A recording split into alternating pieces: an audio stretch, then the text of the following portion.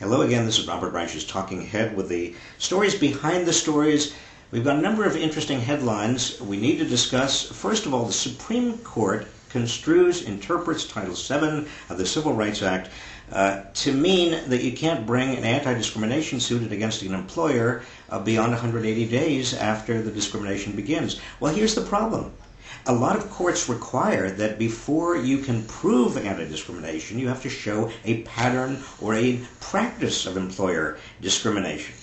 And if you have to limit it to 180 days, you can't show that pattern or practice of discrimination because a lot of pattern or practices of discrimination occur way beyond 180 days. So in other words, what the Supreme Court has effectively done is to gut Title VII of the Civil Rights Act. Shame on you, Supreme Court. And while we are dealing with shame, let me talk a little bit about congressional Democrats, because congressional Democrats last week gave George Bush exactly what he wanted on the Iraqi war. They said, yes, you can have the money you want to go with your surge. We're not going to put any timetable for withdrawal of troops. You win. You see, congressional Democrats did not want to be seen by the American people as wimping out on the Iraqi war. But as a result of what they did wimp out on the Iraqi war. Congressional Democrats, you're wimps.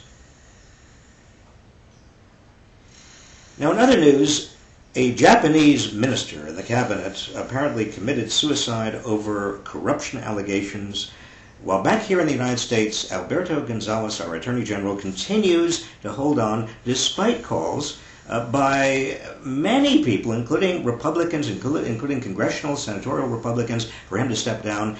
Alberto, there is a middle course between suicide and holding on for dear life to a position when everybody else is telling you you have to leave. And that middle course is called resignation.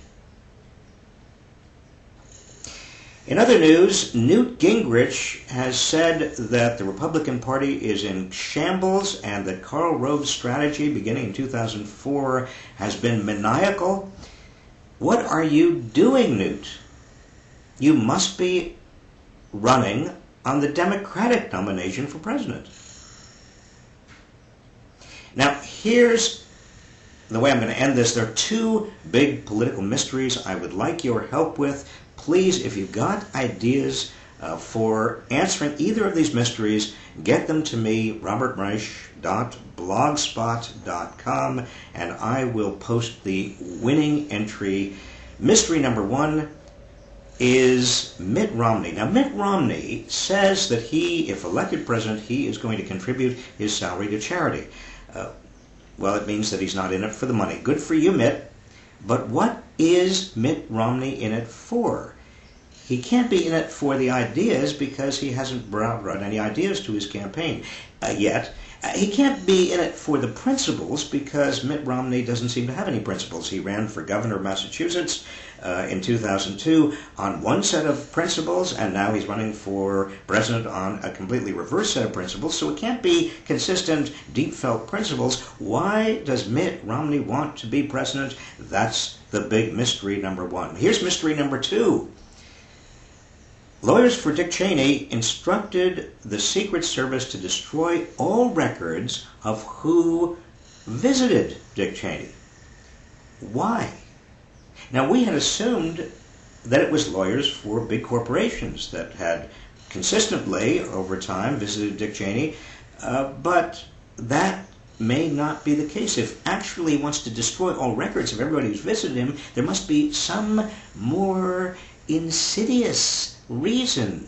And the only one I can come up with, you may have a better one, is that the person who visited Dick Cheney that he wants to erase and let nobody know about is the same person whose toes Dick Morris sucked.